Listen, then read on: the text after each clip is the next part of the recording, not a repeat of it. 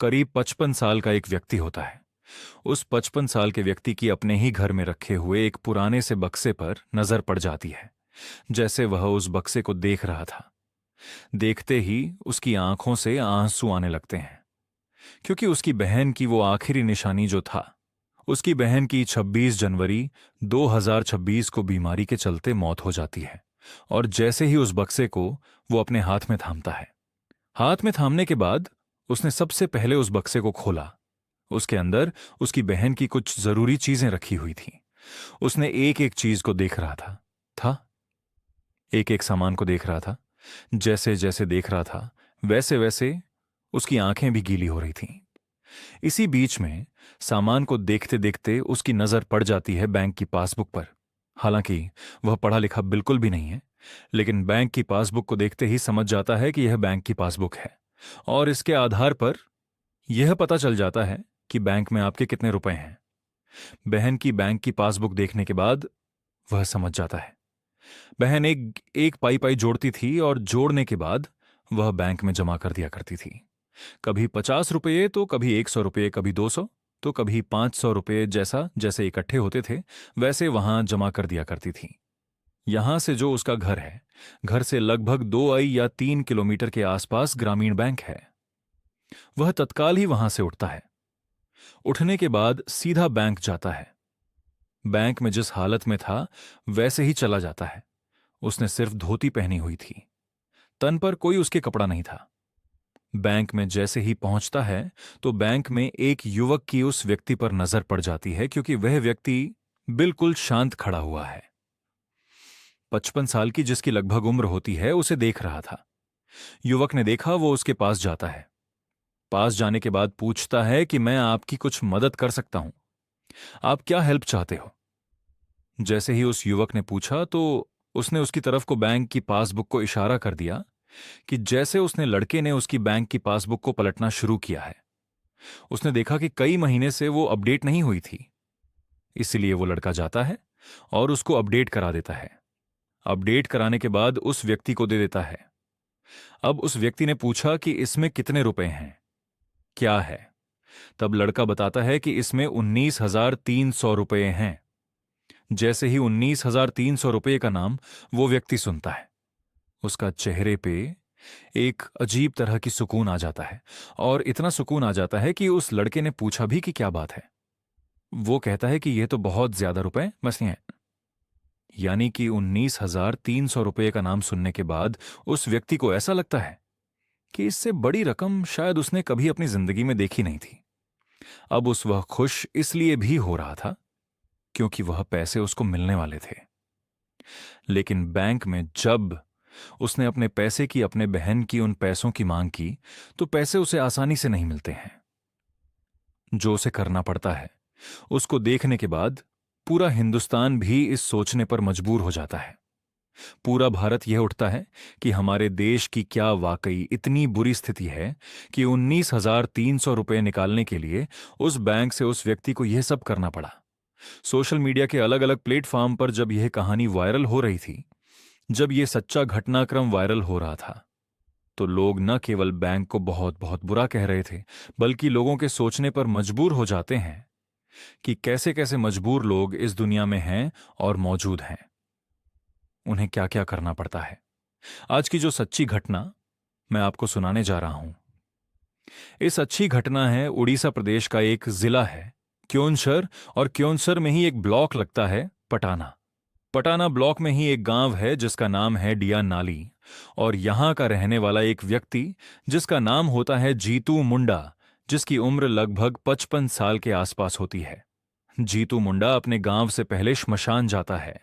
श्मशान से जाने के बाद फिर वो कुछ सामान इकट्ठा करता है, कट्टा लेता है, और कट्टा यानी कि बोरी लेता है, और वहां से लगभग 3 किलोमीटर दूर वो जा रहा है। जब पैदल पल जा रहा है तो उसके कंधे पर एक बोरी रखी हुई है। बोरी से कुछ ऐसा चीजें हैं जैसे इंसान के पैर होते हैं, वो निकले हुए थे। वो आराम से चल रहा है। लोगों की नजर जब उस पर पड़ती है तो लोग समझ जाते हैं कि ये किसी की लाश लेकर शायद जा रहा है। लोग उससे पूछने की हिम्मत भी नहीं जुटा पा रहे थे। कांधे पर रखा हुआ है, लगातार वो अपनी मंजिल की तरफ चल रहा था। 3 किलोमीटर का सफर था और 3 किलोमीटर में सैकड़ों लोगों ने उसे देखा। कई लोगों ने तो मोबाइल निकाला, उसका वीडियो भी बना लिया, क्योंकि उसकी हालत देखकर ऐसा लग रहा था जैसे कि मानसिक रूप से विक्षुब्ध है, जैसे कि पागल हो चुका है। क्या ये हरकत कर रहा है? लेकिन उसके पीछे की सच्चाई कोई नहीं जानता था। ये यहां से सीधा जाता है बैंक में, और बैंक में जाने के बाद मैनेजर के सामने उस बोरी को रख देता है और मैनेजर से कहता है कि आप प्रमाण मांग रहे थे ना, आप सबूत मांग रहे थे, यह रहा सबूत। मेरी बहन अब इस दुनिया में जिंदा नहीं है, अब तो मुझे पैसे दे दो। जब बात पैसे की आती है तो वो बैंक मैनेजर खुद एकदम से उसके रोंगटे खड़े हो जाता है। बैंक के अंदर जितने भी लोग थे वो भी सब सोचने पर मजबूर हो जाते हैं। और अभी जब अपने घर से लगभग 3 किलोमीटर दूर से वो चल के आ रहा था, तो बड़ी संख्या में लोग उसके पीछे पीछे भी आ रहे थे। ये देखना चाहते थे कि आखिरकार मामला क्या है, ये क्यों ऐसा कर रहा है, क्या है, क्या नहीं है। बैंक में जो लोग मौजूद थे, तो कई लोगों की आंखों में आंसू आ जाते हैं। लोग सोचने पर मजबूर हो जाते हैं कि एक सबूत देने के लिए वो अपनी बहन की लाश ही लेके आ गया। तो दरअसल इसकी बहन का नाम है कालरा मुंडा, जिसकी उम्र लगभग 56 साल के आसपास है। 26 जनवरी 2026 को वो बीमारी के चलते उसकी मौत हो जाती है। और जैसे ही बहन की मौत हो जाती है, तो बहन के बाद अब कोई नहीं था। उसका इकलौता बेटा होता है, उसकी भी मौत हो जाती है। उसका पति होता है, उसकी भी मौत हो जाती है। बहन के कुछ दस्तावेज थे जो घर में रखा हुआ एक बक्सा होता है, बक्से में रखे हुए थे। जो उसका भाई होता है, इकलौता भाई उस बक्से को देखने लगता है। तब उसे अपनी बहन की वो बातें याद आती हैं, वो मेहनतकश याद आती है, जब वह थोड़े थोड़े पैसे जमा कर रही थी। जमा करने के बाद उसने ग्रामीण बैंक में एक खाता खुलवाया था और वो थोड़े थोड़े पैसे उसमें जमा कर रही थी। पता चल जाता है कि बैंक के अंदर 1,300 रुपए हैं। जब वो मैनेजर के पास जाता है तो मैनेजर से जाके कहता है कि साहब पैसे दे दीजिए, ये मेरी बहन का खाता है। और जैसे ही यह वो पूछता है कि भाई देखो, अब पासबुक तो अपडेट कोई भी करा सकता है, लेकिन पैसे वही निकाल सकता है जिसका ये खाता है। अगर वो आएगा तो सारे पैसे निकाल के ले जाओ, हमें इससे कोई दिक्कत नहीं, कोई ऐतराज नहीं है। वो कहता है कि साहब बहन तो मर चुकी है। जो बात बहन के मरने की आती है तो वो कहते हैं कि एक काम करो, जो नॉमिनी होगा, जब बैंक का खाता खुलवाया जाता है तो उसमें एक नॉमिनी भी बनाया जाता है। जो भी नॉमिनी हो मैं बता देता हूं, उसको लेके आ जाइए और वो उसको पैसे मिल जाएंगे। तो जैसे मैनेजर ने ये बताया, तो उसने कहा कि मुझे नहीं पता। मुझे ये पता है कि जिसका अब नाम ले रहे हैं वह भी मर चुका है, यानी कि बेटा भी मर चुका है उसकी बहन का, पति भी उसकी बहन का मर चुका है। तब वो कहते हैं कि ऐसे पैसे नहीं मिलेंगे, तुम यहां से जा सकते हो और जाओ। जब इस व्यक्ति को यहां से मना कर दिया जाता है तो व्यक्ति चला जाता है। फिर एक आध दिन बीतता है, फिर वो आता है। ऐसे करते करते वो बैंक में आता था और बैंक में आने के बाद वो आराम से खड़ा हो जाया करता था। मैनेजर के सामने खड़ा होने के बाद कई बार उसकी आंखों से आंसू भी आते थे, लेकिन मैनेजर बिल्कुल भी नहीं पसीज रहा था। बैंक के बाकी कर्मचारी तो खैर क्या बसीस थे, क्योंकि बैंक के मैनेजर ही एक तरह से कह सकते हैं शाखा का मालिक वही होता है। वो कई सारे फैसले लेने के लिए बिल्कुल मजबूत होता है, दृढ़ होता है। लेकिन ना तो वो फैसले ले पा रहा था, ना उस व्यक्ति की तरफ देख पा रहा था। वो व्यक्ति इतना परेशान हो जाता है जब एक दिन आके खूब रोता है, कहता है कि मुझे मुझे पैसे दे दो और मुझे पैसे की बहुत सख्त जरूरत है। गरीब आदमी था, क्योंकि उसने इतनी बड़ी रकम 1,300 रुपये शायद अपनी जिंदगी में कभी देखी भी नहीं थी, जो उसकी बहन ने इकट्ठा किए हुए थे। कई दिनों से परेशान था। आखिरकार वो 27 अप्रैल 2026 को एक बार फिर से बैंक जाता है और बैंक जाने के बाद मैनेजर साहब से जाके कहता है, मैनेजर साहब मुझे पैसे दे दीजिए। जीतू मुंडा ने जब पैसे मांगने की बात की तो उन्होंने कहा कि पैसे नहीं मिलेंगे, हमने तुम्हें पहले ही समझा दिया है, जो है उसको लेके आइए, या फिर जो नॉमिनी है उसको लेके आइए, या फिर मृत्यु प्रमाण पत्र लेके आइए। जब तक ये दस्तावेज नहीं लेके आओगे तुम्हें पैसे नहीं मिलेंगे। वह व्यक्ति बहुत ही सलीके के साथ आराम से निकलता है।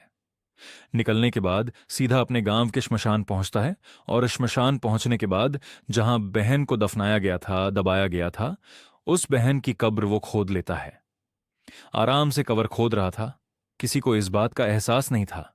यहां से कवर खोदने के बाद जो बहन की डेड बॉडी थी, लाश थी, अब तो काफी मात्रा में कंकाल का रूप ले चुकी थी। लगभग उसे मरे हुए 3 महीने के आसपास का वक्त हो चला था। उसने उस बॉडी को निकाला, कट्टे में रखा। कट्टे में पूरा तो रख नहीं पाता है क्योंकि उसके जो पैर थे उस बोरी से, उस कट्टे से बाहर निकल आते हैं। उसको वो कंधे पर रखता है और कंधे पर रखने के बाद आराम से चलता चला जाता है। जैसे वो निकल रहा था, जा रहा था, तब लोगों की नजर पड़ जाती है। पैर देख के साफ अंदाजा लग चुका था कि यह लाश लेके जा रहा है। आखिरकार बैंक में जाता है और बैंक में जाने के बाद कहता है कि देखो, ये रहा प्रमाण, ये रहा सबूत, ये रही जो भी कुछ मांग रहे थे, ये है। अब मुझे पैसे दे दीजिए।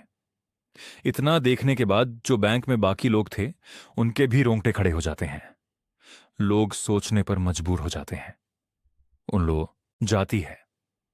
पुलिस भी मौके पर आती है और पुलिस मौके पर आने के बाद जो वहां पर बहुत सारे लोग संख्या में मौजूद होते हैं, वो कहते हैं कि कितना अजीब स्टाफ है, कितने अजीब लोग हैं ये, कि अगर ये सब पता ही करना था कि उसकी बहन जिंदा है या नहीं है तो एक बार जाके सत्यापन करा सकते थे।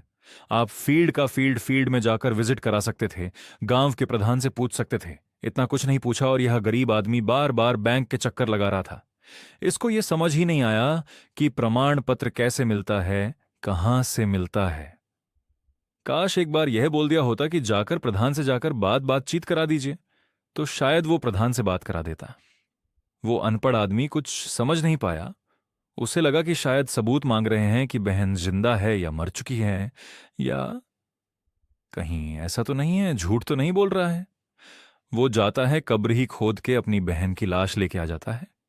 लाश लाने के बाद मैनेजर को दिखाता है, कहता है साहब ये मर चुकी है, अब पैसे दे दीजिए।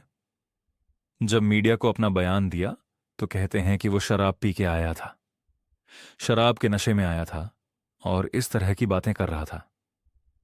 अब वो समझ नहीं पाया और जाकर उसने कब्र से लाश खोदकर लेके आ जाता है। काश वो समझ पाते तो शायद इस तरह का बयान भी नहीं दे पाते।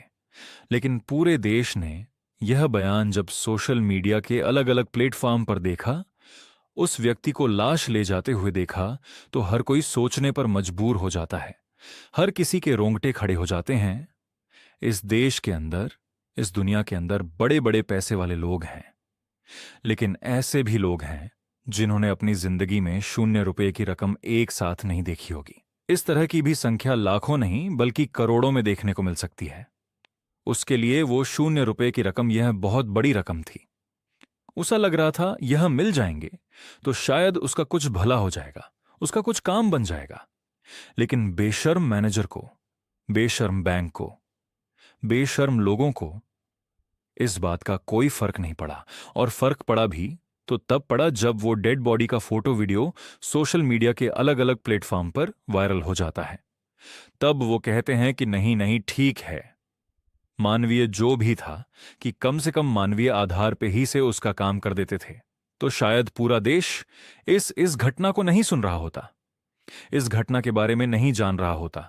दोस्तों, इस पूरे घटनाक्रम को सुनाने का उद्देश्य किसी को परेशान करना नहीं है, किसी का दिल दुखाना नहीं है, बल्कि आपको जागरूक करना है, आपको सचेत करना है। इस तरह के बहुत बड़ी संख्या में लोग आपको मिल जाएंगे, देखने के लिए मिल जाएंगे। एक ऐसा उदाहरण मैं आपको बताता हूं कि एक लड़का जो यूपीएससी के लिए अपना एग्जाम देने के लिए जो उसका इंटरव्यू था, वो इंटरव्यू देने के लिए जाने वाला था। उसके पास इतने पैसे नहीं थे कि वो अपने लिए कपड़े खरीद सके, तो उसकी बहन का खाता था। बहन के खाते में लगभग 500 रुपये के आसपास की रकम थी। उसने अपनी बहन से कहा कि कुछ पैसों की जरूरत है और उसने उसका इंटरव्यू होना है, उसे नए कपड़े खरीदने हैं, नए कोट पट खरीदने हैं। तो जब बहन बैंक जाती है तो उसके पैसे ही मिलने में देरी हो रही थी। देरी इसलिए हो रही थी कि अगर वह सारे पैसे निकाल लेती है तो बैंक का जो खाता है वह बंद हो जाएगा। इसीलिए वह सिर्फ 1,500 रुपये दे पा रहे थे। 1,000 रुपये नहीं दे रहे थे। 2,500 में से जब 1,500 मिल रहे थे तो बहन रोने लगती है। कहती हैं, मेरे ही तो पैसे हैं, खाता बंद हो तो हो, लेकिन मेरा भाई कम से कम इंटरव्यू तो देने चला जाएगा। वो इंटरव्यू जरूर देने जाता है, पैसे मिल जाते हैं। लेकिन यह कहानी पूरी दुनिया भर में वायरल हो जाती है। ऐसे ही हजारों की नहीं बल्कि लाखों करोड़ों की संख्या में लोग गरीब हैं, जिन्हें एक एक रुपए के लिए, 100 रुपये के लिए, 50-50 रुपये के लिए बैंक के चक्कर काटते हुए देखे जा सकते हैं। इसलिए बैंक में काम करने वाले कर्मचारी तो अच्छे से जानते हैं, समझते हैं कि किसी के लिए क्या मजबूरी हो सकती है। तो कम से कम उनके बारे में सोचें, उन्हें कम से कम इतना परेशान न करें जैसे क्या इस जीतू मुंडा को परेशान किया गया था।